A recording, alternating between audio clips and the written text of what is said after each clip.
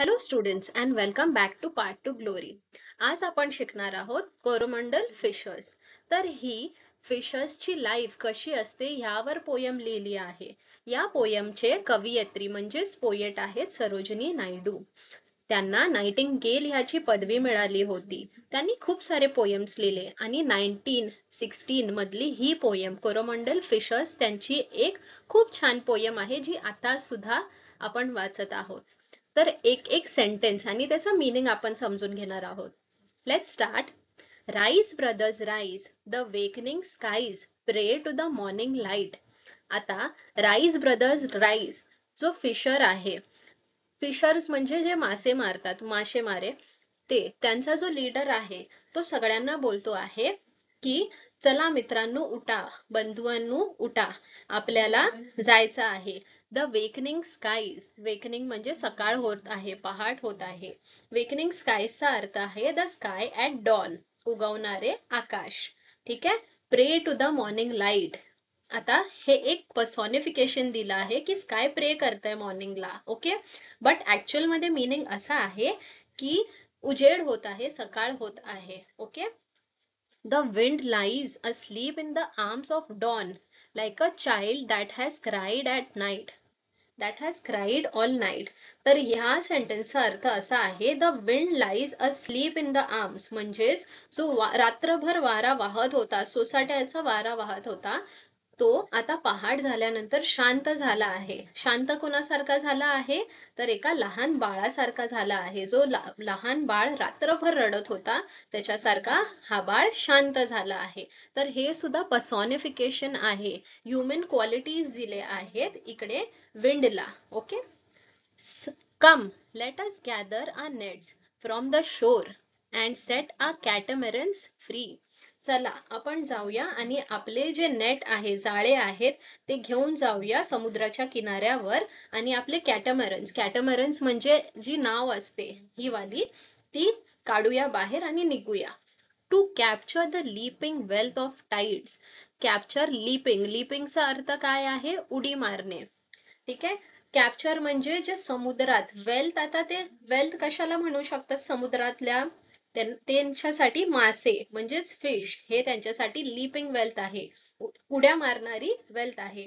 जे मासे ते लोक विकतील आणि त्याच्याने त्यांना पैसे मिळतील, वेल्थ मिळेल, ते आपण पकडण्यासाठी जाऊया. For we are the kings of the sea. आपण कोण आहोत? राजे आहोत समुद्राचे.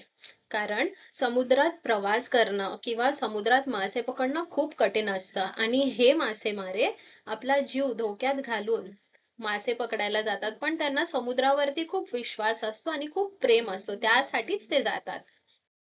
ओके. नेक्स्ट स्टँजा बघूया.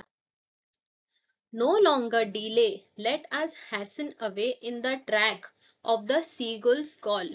तर अजून थांबू नका, आपण पटकन निघूया. हॅसन म्हणजे टू बी क्विक, घाई करा. Away in the track of seagulls call. Track म्हणजे जिकडे सीगुल, सीगुल हा पक्षी असतो जो मासे खातो समुद्रातले. ओके. ट्रॅक म्हणजे ज्या वाटेने तो गेला आहे त्याच्या मागे मागे आपण जाऊया, कारण तो पक्षी जिथे असणार ना तिथे खूप सारे मासे आपल्याला मिळणार, तर त्याच्या पाठीपाठी आपण जाऊया. The sea is a mother, the cloud is a brother, the waves are our comrades all. तर कॉम्रेड्सचा अर्थ आहे साथीदार.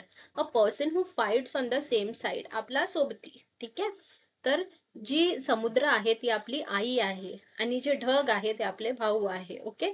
आणि जे लाटा आहे ते तर आपले सोबती आहेत. What though we toss at the fall of the sun, where the hand of the sea god drives. तर ह्याचा अर्थ आहे की कधी समजा रात्र झाली, सन गेला, फॉल ऑफ द सन म्हणजे सूर्य मावळला, रात्र झाली आणि आपण ते मासे शोधत शोधत आपण हरवलो समुद्रामध्ये, तर घाबरू नका, कारण आपण सी गॉड म्हणजे समुद्र देवता जे आहे त्यांच्या हातात आहे. ही holds a storm by wind.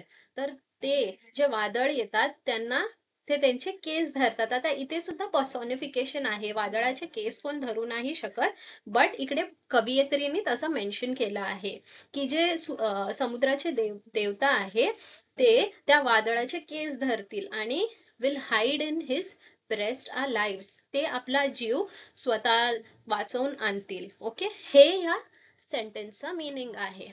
Next स्टॅन्झा बघूया. Sweet is the shade of coconut glade and the scent of mango groves.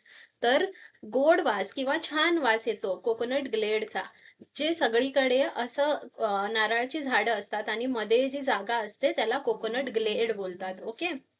The scent of the mango grove. Mango grove म्हणजे आंब्याच्या बागेचा जर आपण जवळून गेलो तर वास येतो आंब्यांचा किंवा झाडांचा, तर ते कवयित्री म्हणत आहे. And sweet are the sounds at the full o the moon.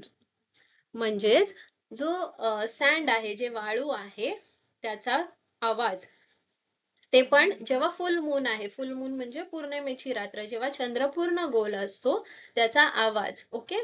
With the sound of the voices we love. आपल्याला जो आवाज आवडतो. Okay. But sweeter o brother the kiss of the spray and the dance of the wild foam glee. आता तो म्हणतो आहे, आता कवयित्री म्हणत आहे की जे किस ऑफ द स्प्रे, आता जर समुद्रातून आपण प्रवास करत असलो तर लाटा आपटतात आणि जो आपल्यावरती असे छोटे छोटे पाण्याच्या स्प्रे सारखं उडतं आपल्यावर, ते तो म्हणत आहे की ते किती छान वाटतं आहे. And the dance of the wild foam Glee. Foam म्हणजे जो फेस येतो लाटांचा, ठीक आहे, त्याच्यानी आनंद, ते असं वाटतं की लाटा नाचत आहेत. ओके. त्यामुळे आपल्याला आनंद वाटतो. Row brothers row to the edge of the verge. कडा. रो ब्रदर रो म्हणजे चालत राहा, नाव आपली हाकत राहा. कुठपर्यंत? त्या कडेपर्यंत. Where the low sky mates with the sea. म्हणजे आपण जर समुद्र बघितलं तर आपण समोर बघितलं तर असं समुद्र आणि सी एकत्र दिसते, एकाच लाईन मध्ये दिसते. तर ते कवयित्री म्हणत आहे. तर मी पूर्ण पोएम एक्सप्लेन केली आहे. काहीही डाउट्स असतील तर कमेंट सेक्शन मध्ये नक्की मेन्शन करा. बाय. थँक्यू.